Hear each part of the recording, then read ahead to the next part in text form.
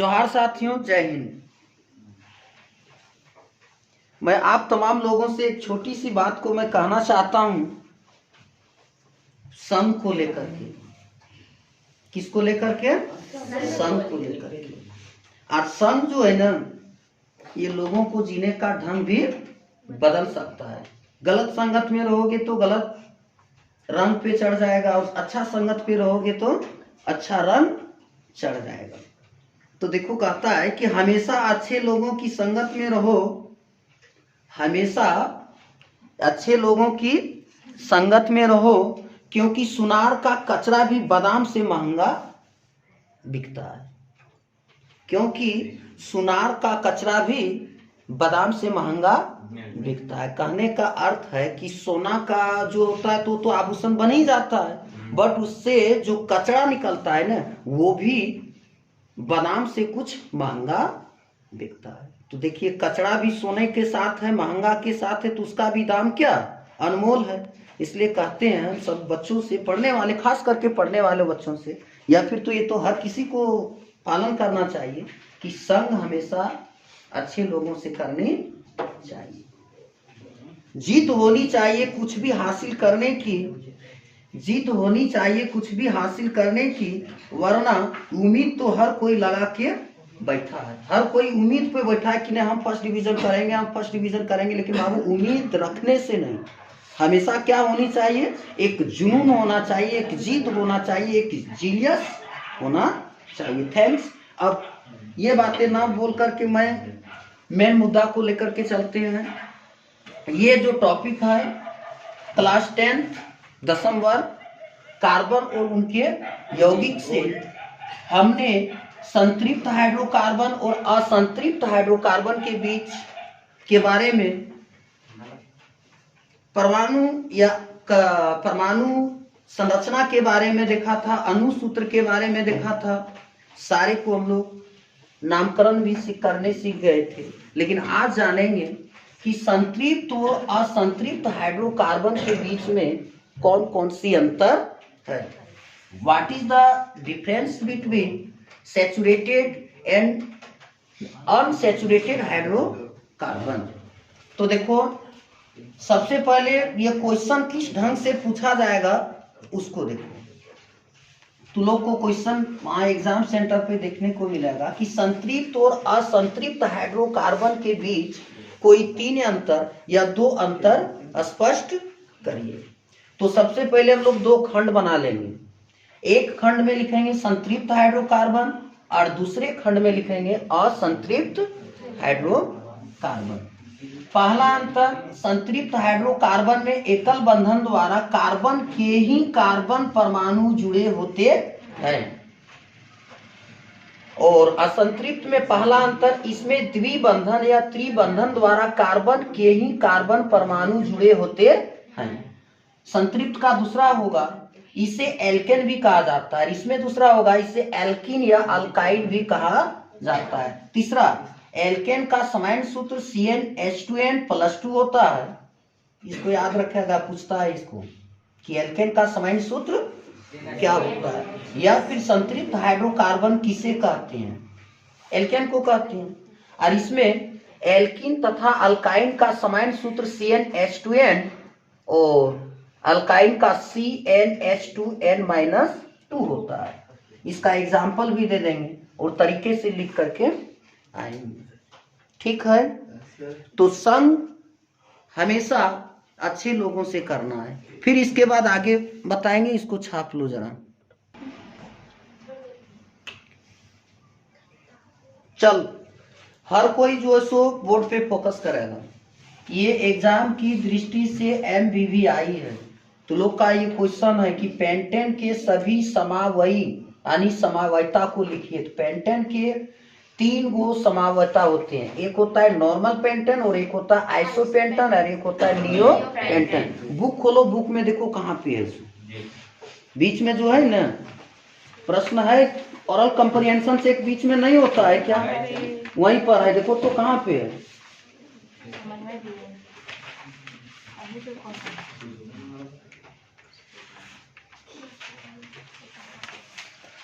अच्छा ठीक है, ये क्वेश्चन तो लोग खोज लेगा, समझा। देखो क्या कैसा बोर्ड पे रहेगा। सो समावयता किसे कहते हैं, समावयता किसे कहते हैं। तब वो पेंटेन को ले ले या ब्यूटेन को ले ले, तो बोलेगा पेंटेन के सभी समवयता को लिखिए, सभी समवयता को लिखिए। तो पेंटेन के कितने समावयता होंगे, एक होगा नॉर्मल पेंटेन, एक होगा आइसोपेंटेन और एक होता है नियोपेंटेन। सूत्र तो एक होगा, सूत्र सबका एक ही होगा, लेकिन संरचना क्या होगा, अलग अलग होगा। इसका संरचना करेंगे तो अलग, इसका भी संरचना करेंगे तो अलग होगा। बट अभी हम लोग को समझना है कि समावयता किसको कहते हैं, समावयता किसको कहते हैं। देखो बोर्ड पे एकदम साफ साफ शब्दों से लिखा है, समावयता आइसोमेरिज्म, आइसोमेरिज्म या फिर इसी को आइसोमेरिज्म भी कहते हैं। समावयता वह घटना है, समावयता वह घटना है जिसमें एक ही सूत्र से, जिसमें एक ही सूत्र से दो या दो से अधिक यौगिक का बोध होता है। यौगिक पढ़ चुका है 9 में, दो या दो से अधिक तत्वों के मिलने से यौगिक बनता है। जैसे जल एक यौगिक है H2O, जल का अनुपात 1:8 होता है ना। उसी तरह से दो या दो से अधिक यौगिक का बोध होता है और जिसका अनुसूत्र समान रहता है। सूत्र देखो, पेंटेन का सूत्र इसके साथ भी वही होगा, आइसोपेंटेन के साथ भी वही होगा और नियोपेंटेन के भी साथ वही होगा। यानी सूत्र एक ही रहेगा, बट इसका संरचना सूत्र क्या होगा, अलग अलग होगा। ये जो है ये क्या चीज है, पेंटेन का क्या चीज है रे, C5H12, ये क्या चीज है, अनुसूत्र। देखो इसका भी नॉर्मल पेंटेन का भी सूत्र यही होगा और आइसोपेंटेन का भी सूत्र यही होगा और नियोपेंटेन का भी सूत्र यही होगा। लेकिन क्या चीज भिन्न भिन्न हो जाएगा, क्या क्या चीज बदल जाएगा, संरचना सूत्र हर किसी का बदल जाएगा। इसका संरचना सूत्र कुछ होगा, इसका कुछ होगा और इसका कुछ होगा। अभी हम लोग प्रत्यक्ष रूप से बोर्ड पे देखेंगे कि संरचना सूत्र कैसे अलग हो जाता है, भिन्न भिन्न कैसे होता है। तो ऐसे यौगिक के गुण को हम क्या कहते हैं, समावयता कहते हैं। जिसके साथ तमेकर ता लग जाए उसमें गुण जोड़ना है, उसमें क्या जोड़ना है, गुण। जैसे पढ़ा था धातु अधातु में, धावनिकता पढ़ा था, तो धातु का वह गुण जब ये कठोर सतह से टकराती है तो उससे ध्वनि उत्पन्न होती है। तो धातु के इस गुण को हम लोग ध्वनिकता कहते हैं या फिर सोनोरस कहते हैं। जान रहा है, सबसे अधिक ध्वनि उत्पन्न करने वाले धातु पीतल होते हैं, इसीलिए मंदिरों की घंटी पीतल की बनी होती है। या स्कूल में जो हम लोग पीरियड वाला घंटी बजाते हैं, एक पहली घंटी थी 1 घंटी, दूसरी पीरियड तक 2 घंटी, या फिर लंच वाला उसको टुनटुनिया कहते हैं क्या, चल रे टुनटुनिया लाग लो। वो सब कौन घंटी, किस चीज का घंटी बना रहता है, किस धातु का, पीतल का। सबसे अधिक साउंड उत्पन्न करने वाले धातु को पीतल कहते हैं, इसलिए मंदिरों की घंटी पीतल की बनी होती है। तो देखो हाँ किताब में है, पेज नंबर कितना पे है, एनसीईआरटी बुक में रहे 72 पेज नंबर में है, देख लेगा बाबू, यही वाला है और यही पूछता है। तो ध्यान दो इधर, इसका जो है सो ये तो अनुसूत्र है। अब हम लोग क्या सीखेंगे रे, संरचना, संरचना सूत्र। देखो संरचना सूत्र कैसे अलग अलग है, बताओ इसमें कार्बन के कितने कार्बन है, मतलब कार्बन की संख्या कितना है, 5 है ना। क्लीन आ रहा है, चलिए और मस्त है, जान गया कि इसको समझना बहुत जरूरी है, एग्जाम में आ रहा है, सच में आ रहा है। तो ये नॉर्मल पेंटेन है, तो कितना कार्बन लेंगे, 5, 1 2 3 और कितना 4, फिर एक लेना होगा 5।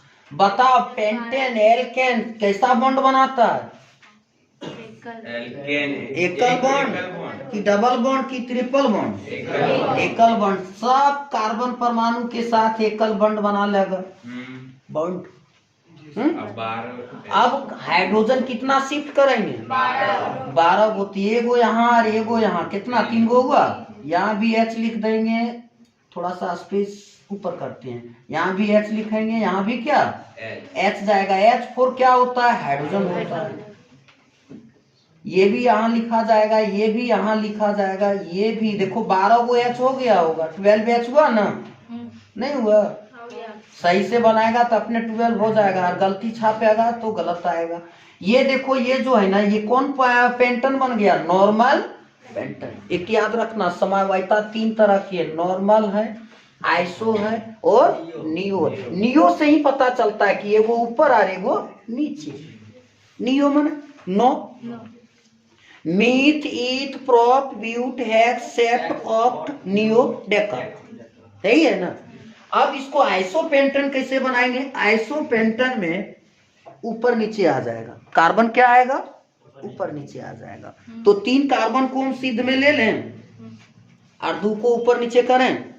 देखो तो यहाँ पे एक कार्बन, यहाँ भी एक कार्बन और यहाँ भी एक कार्बन, 2 कार्बन को एगो नीचे और एगो ऊपर हो गया। एक कार्बन होगा, यहाँ क्या जाएगा, सी जाएगा। बताओ, सिंगल बॉन्ड लगा दें, एल्केन है पेंटेन, एल्केन में कैसा बॉन्ड बनाता है, सिंगल बॉन्ड। यहाँ भी हाइड्रोजन देते हैं, यहाँ भी क्या होगा, यहाँ देखो स्पेस कम है, अपना देख लेगा, समय कम है, काम ज्यादा है, उसके अनुसार काम करना है। देखो हो गया, क्या हो गया होगा, छोड़ देंगे, अब्रेम होगा। देखो 1 2 3 4 5 6 7 8 9 10 11 12 आ रहा है ना, संरचना सूत्र भिन्न भिन्न आ रहा है ना। अच्छा, आइसो में ऊपर नीचे याद रखेगा, आइसो में ऊपर नीचे, और नॉर्मल में, नियो में क्या जाएगा, नियो में भी ऊपर नीचे चला जाएगा, ठीक है। आइसो में ऐसा कीजिए, इसके साथ हम मिस किए, सॉरी। यहां देखो, इसमें 4 हो जाएगा, समझा। कार्बन कितना होगा, 1 2 3, कितना आ जाएगा, 4। तो यहाँ भी H होगा, यहाँ भी H होगा, और यहाँ भी H, यहाँ भी H।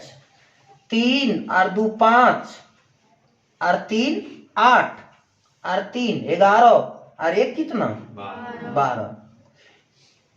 शाखान्वित होते हैं। और अगर नियो माने ऊपर नीचे, तो कार्बन कितना ले लेंगे, 5 गो, उसमें से 3 गो ले लेंगे सिद्ध में, और 1 गो दे देंगे ऊपर में, सी होगा यहाँ पे, और यहाँ भी सी। अब सबके जगह क्या शिफ्ट कर देंगे, हाइड्रोजन को, यहाँ भी H, यहाँ भी, और कितना H रखना है रे, 12 को H को रख देगा तो सब जगह फुल हो जाएगा, फिर रखेगा कहाँ। देखो यहाँ हुआ, यहाँ भी हो गया। देखो बताओ, अब तू लोग को कहेगा ब्यूटेन का समावयिता लिखिए, लड़का, तो ब्यूटेन का सूत्र ब्यूट माने चार, मीथ, ईथ, प्रोप, ब्यूट। तो ब्यूटेन का बताना अनुसूत्र, C4H2 10, कितना होगा, 4 दूनी 8 और 2 10।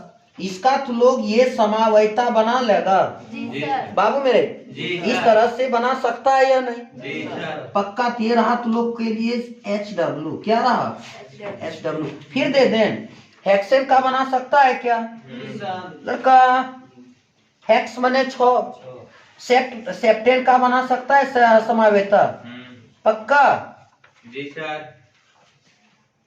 चलो आज तो लोग समावयिता सीख गया, फिर एक बार डिफिनेशन बता देते हैं, ठीक है। समावयिता किसे कहते हैं तथा पेंटेन के सभी समावयिता को व्यक्त करिए। तो समावयिता किसे कहते हैं, समावयिता वह घटना है जिससे एक ही सूत्र से 2 या 2 से अधिक यौगिक का बोध होता है, जिसका अनुसूत्र एक समान परंतु संरचना सूत्र भिन्न भिन्न होता है। सिर्फ एक टीचर का काम होता है बच्चे को सही सलामत से समझा दीजिए। जिस तरह से डॉक्टर का काम होता है, आप बीमारी को देख लीजिए और दवा दे दीजिए। इसके बाद मरीज अगर यदि दवा को लेता है तो मरीज ठीक होगा।